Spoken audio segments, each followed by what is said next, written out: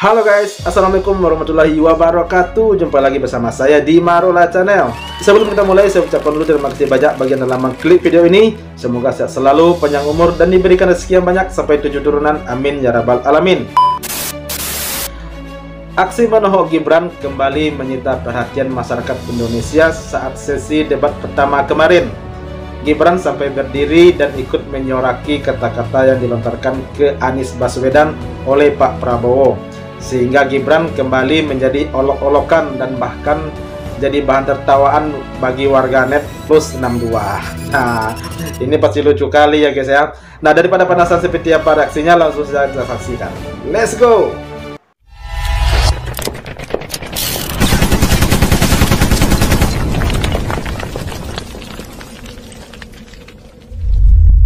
Bapak punya waktu sampai dengan tanggal 13 November.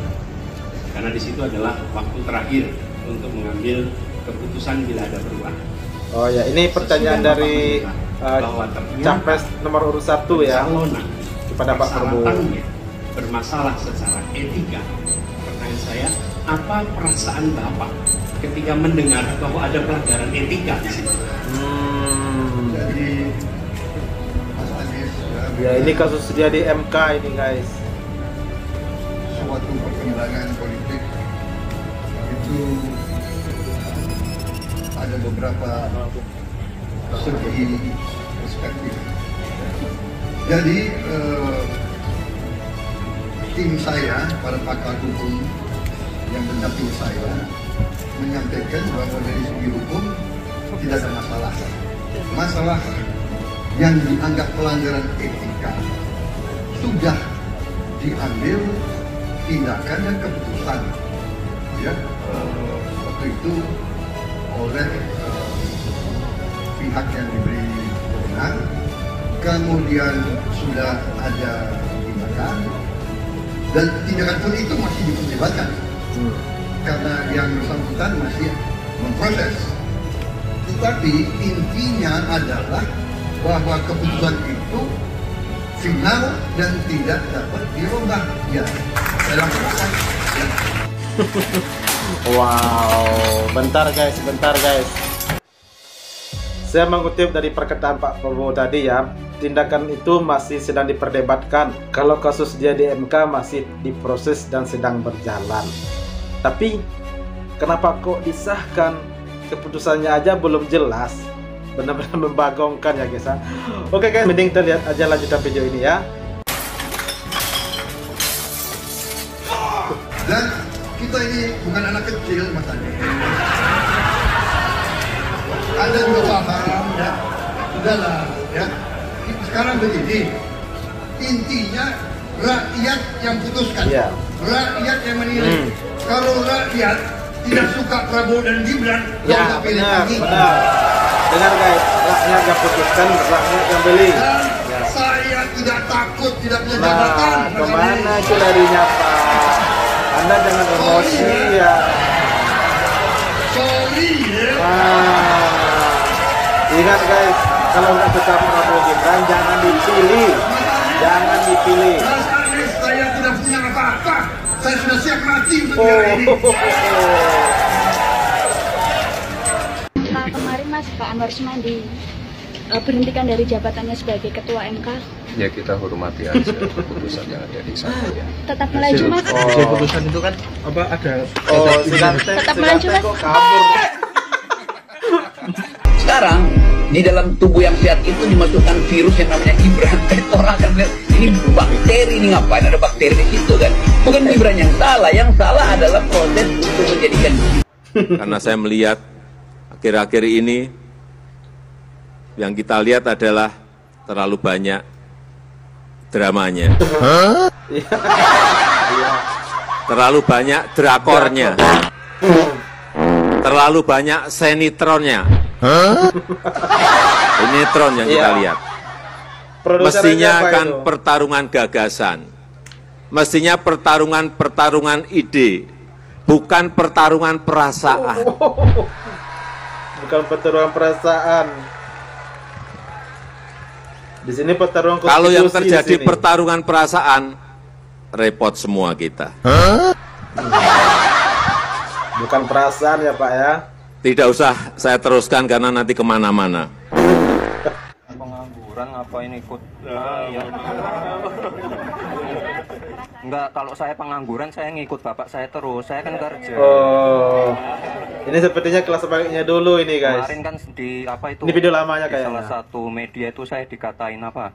Anak haram toh karena nggak pernah ikut kampanye. Enggak, kalian ke Solo, kalian lihat aktivitas saya kayak apa?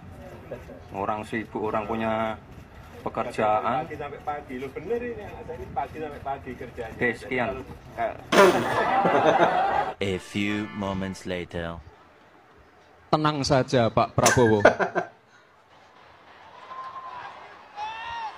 Tenang saja Pak. Saya sudah ada di sini.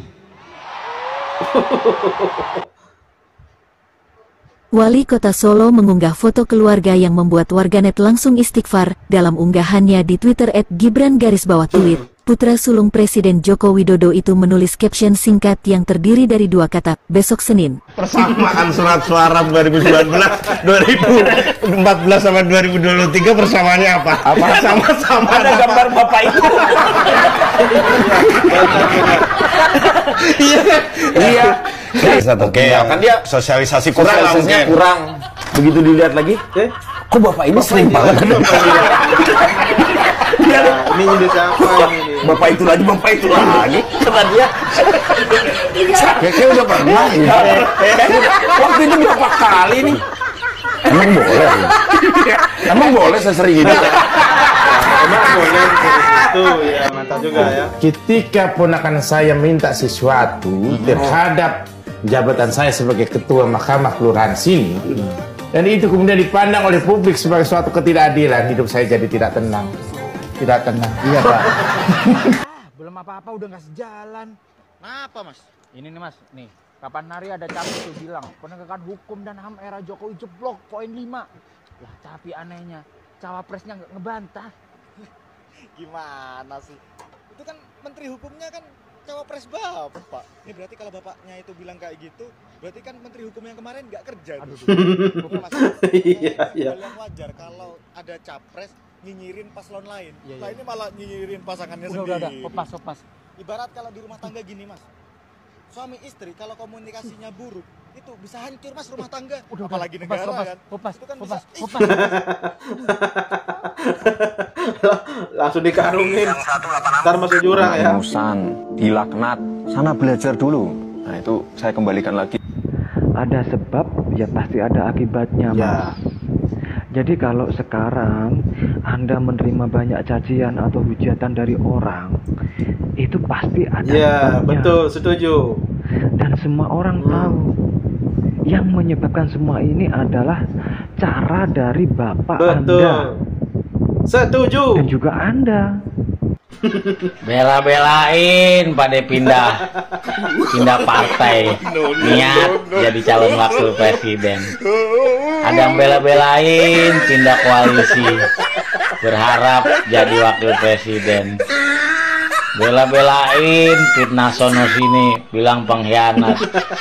Nggak taunya ini juga nggak jadi apa-apa. Ketua umum partai-partai besar cuman kalah sama pohon belimbing sayur. Betul gila. Hilang semua wibawanya pada ketua partai. Ya? Umurnya belum cukup. Kan lagi diperjuangkan. Ya kan belum tentu gol juga. Kalau sudah gol, oke.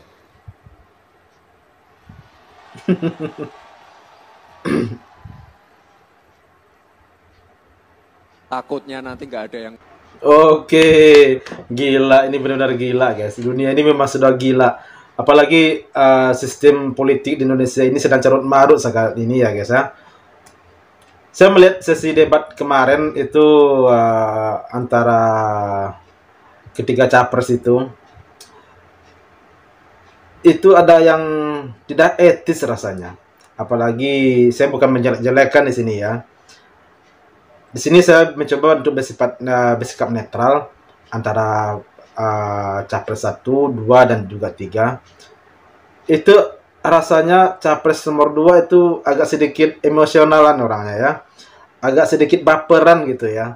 Sebab setiap kali ada pertanyaan untuk beliau, untuk si capres nomor 2 ini, itu dijawab dengan perasaan, dijawab dengan emosional gitu ya. Jadi terkesannya kita sebagai rakyat dan mendengar itu tidak puas dengan jawaban beliau gitu. Nah, tapi itulah, dan mereka katanya kan mereka akan orang-orang berpendidikan, orang-orang hebat gitu kan. Tapi mendengar jawabannya seperti itu, kita jadi ragu juga ya. Jangan-jangan andaikan beliau terpilih, wah, jangan-jangan kita bisa dimarah-marahin terus. Karena ngeritik terus dimarahin, kritik terus dimarahin lagi gitu kan. Bisa-bisa kita bisa dibungkam nanti ya. Sedangkan pertanyaan dari masing-masing capres nomor urut lain kepada beliau itu selalu dijawab dengan emosional dan juga ya seperti orang marah gitu. Seperti nggak diterima dikritik gitu kan. Sepertinya mindset kita itu harus dirubah lagi guys. Jangan sampai kita memilih kucing dalam karung lah, itu istilahnya ya. Mungkin tahu ya artinya kemana ya. Oke guys, terima kasih banyak bagi yang telah menonton, dan jangan lupa link originalnya ada deskripsi, dan jangan lupa pilihannya pilih yang terbaik nanti di saat pemilu 2024 nanti di bulan Februari ya. Oke guys, sampai jumpa lagi di video berikutnya. Thanks for watching.